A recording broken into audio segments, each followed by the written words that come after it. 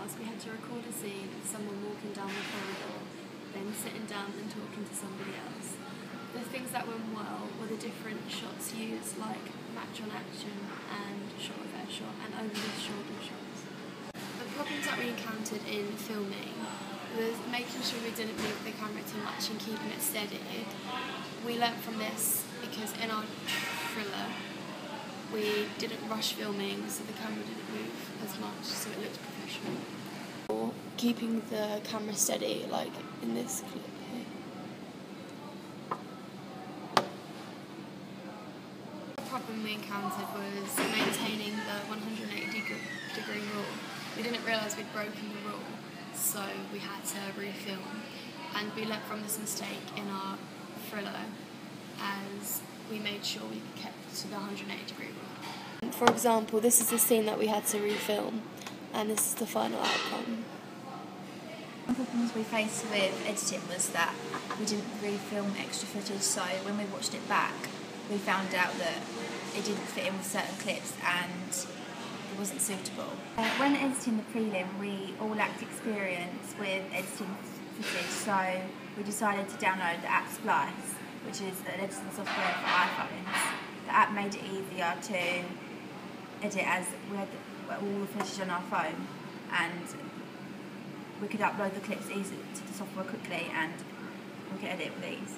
This slowed us down, so we learnt from our mistakes in that when we filmed our actual thriller we made extra time for filming extra parts, and instead of having to waste time. The problem we had was that none of us had used the Splice app before, so we weren't sure how to cut things out and make it fit smoothly with transitions. We had a problem with one of the clips where we zoomed in and we couldn't zoom back out, so we had to close the app and restart the whole project again.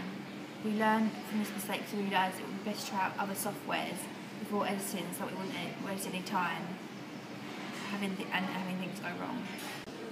For our thriller, we had some problems with the location where we had to make sure we had an empty room some days, and we had to make sure the same room was empty the next day, and we also had to look at our surroundings and make sure that if there was something like in one day we had like some mops and cleaning stuff in our room that was filming it, we had to make sure in the next day that the same stuff was in the room.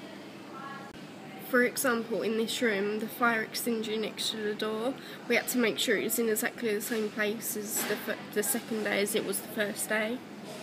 One problem with the filming was with the props. We used fake blood, and when we was filming we had to make sure we done it quickly and we done the shot quickly so we could clean it up straight away as it stained the floor. So we had to make sure there was lots of people on the set, so we could do it really quickly so it didn't stain the floor. We didn't have too many problems with the sound, as it was quite easy to take out the background sounds, and we had to, say with the slamming the door scene, we had to take out the background sound of the slamming the door, and we found the music, the background music to go over that, which went with the atmosphere of the thriller. We're very proud of this scene, as the fake blood made the scene very effective and looked like the killer was actually walking for the girl, and it looks like she's very dangerous, as it looks like her hand's bleeding. This makes the scene very dangerous and makes a lot of suspense in the film. I was also very happy with the location, as it was very eerie, as there was nobody in the school whilst we was filming, so it looked very dangerous, and it looks like something was actually going to happen. For this scene where we were stripping the blood on the floor, we had to make sure we could clean it up really quickly.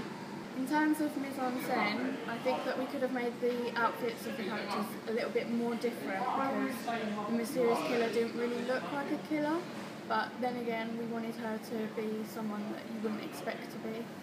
The problem that we had was that we filmed certain clips too short, so when we went to edit it on iMovie, the clips were too short to be cropped, so they wouldn't fit smoothly together. The problem could have been resolved if we had filmed longer clips. The problems that we had with framing was in the looking out the window scene. It was hard to get a good frame, as the window did not open that wide for us to film through, and the actual frame of the window was slightly in the way of being able to see the schoolgirl walk in.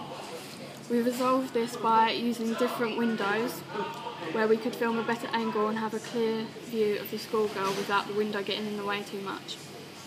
Another scene that we were proud of was when the mysterious killer is watching the schoolgirl from under the stairs and then comes out and follows her. The part was good because we used the point of view camera angle, which shows the audience a clear understanding that the girl is being watched.